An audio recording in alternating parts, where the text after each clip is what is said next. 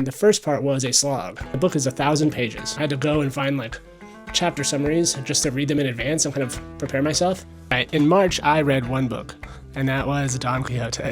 So I was assuming it was going to be a straightforward comedy epic. It really challenged my idea of what classic novels would be like. It's billed often as the first modern novel, and I'm reading it as part of a project of kind of backfilling my knowledge of the classics. As soon as it starts, the author's name dropping 24 other books. The first modern novel? How am I supposed to know all these other books already?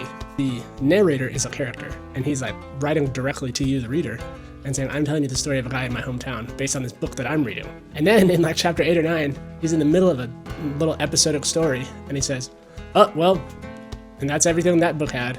Luckily, I found this other book written by this Arabic guy, and I had it translated.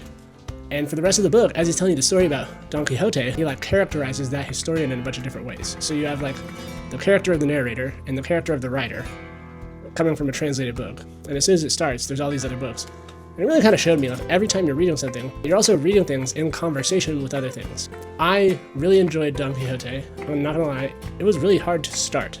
There's 2 parts, and the book is 1,000 pages.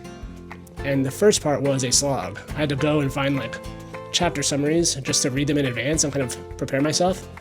But then something picked up around a third of the way, and I just started really enjoying it. The 2 main characters are Don Quixote and his sidekick Sancho Panza, and most of the book is them talking, and I was like, wow, this is like a podcast.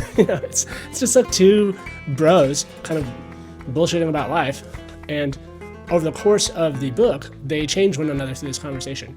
And this is actually why it's called the first modern novel, because you get a sense of both of these characters' interiority is the word used, meaning their inner life, and they grow over the course of the book by virtue of you seeing how their interiority produces what they say and is affected by what they say. If you want to read it as a project, I highly recommend it. If you're not someone into reading long or classic books, it would be difficult to just pick up and read. But once you get into it, it is not difficult. It is actually quite fun. It is surprisingly funny. I was very skeptical that a 400-year-old book would make me laugh, but it did quite a bit, actually. But you can see how influential it is just because of how familiar it feels as you're reading it and how many people have copied it.